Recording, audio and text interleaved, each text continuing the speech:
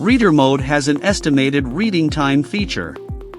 With the help of the Reader Mode reading time feature, readers can now get an idea of the estimated reading time for a particular article or post.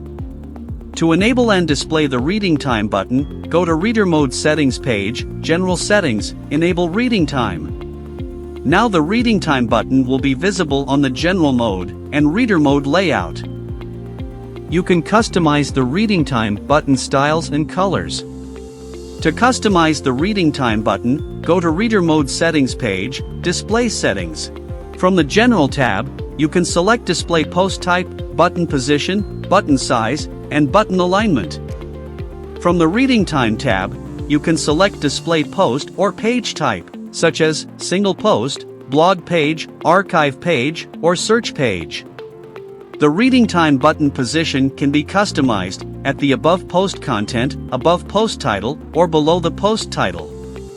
Button style can be customized from given styles and shapes. Label text also can be customized by you, as an admin. The button icon can be customized from given styles and shapes, hence you can also upload a custom logo. Background color and text color are also customizable.